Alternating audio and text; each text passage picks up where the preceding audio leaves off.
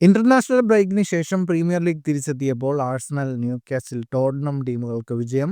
Emirates സ്റ്റേഡിയത്തിൽ നടന്ന മത്സരത്തിൽ നോട്ടിംഗ്ഹാം ഫോറസ്റ്റിനെ എതിരില്ലാത്ത 3 ഗോളുകൾക്കാണ് ആഴ്സണൽ തകർത്തത്.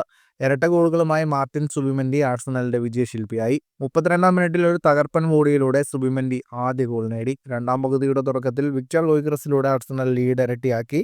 79-ാം മിനിറ്റിൽ സുബിമെൻഡിയിലൂടെ ആഴ്സണൽ 3-ാം ഗോളും നേടി വിജയമുറപ്പിച്ചു.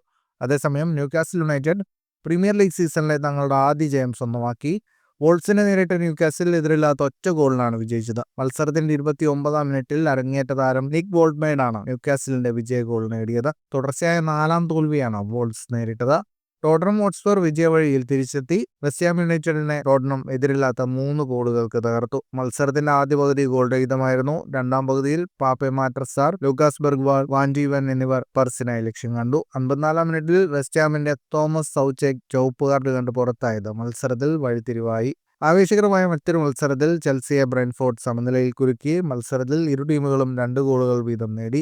ആദ്യ പകുതിയിൽ കെവിൻ ഷേഡിലൂടെ ബ്രെൻഫോർഡ് ലീഡ് നേടിയെങ്കിലും രണ്ടാം പകുതിയിൽ കോൾ പാൽമർ, കൈസേഡോ എന്നിവരുടെ ഗോളുകളിലൂടെ ചെൽസി ലീഡ് സ്വന്തമാക്കി. ചെൽസി വിജയത്തിലേക്കെന്ന് തോന്നിക്കവേ 95-ാം മിനിറ്റിൽ ഒരു ലോങ് ത്രോയിൽ നിന്ന് ഫാബിയോ കാർവാലയിലൂടെ ബ്രെൻഫോർഡ് സമനില നേടി. മറ്റു മത്സരങ്ങളിൽ ബ്രൈറ്റനെ ബോൺമൗത്തും ലീഡ്സ് യുണൈറ്റഡിനെ ഫുൾഹാമും പരാജയപ്പെടുത്തിയപ്പോൾ എവർട്ടൺ അസ്റ്റൺ വില്ല മത്സരവും ക്രിസ്റ്റൽ പാലസ് സണ്ടർലാൻഡ് മത്സരവും ഗോൾ രഹിത സമനിലയിൽ അവസാനിച്ചു. ഫുട്ബോൾ ലോകത്തെ കൂടുതൽ വാർത്തകൾക്കും വിശേഷങ്ങൾക്കുമായി സ്പോർട്സ് കഫേ സബ്സ്ക്രൈബ് ചെയ്യുക.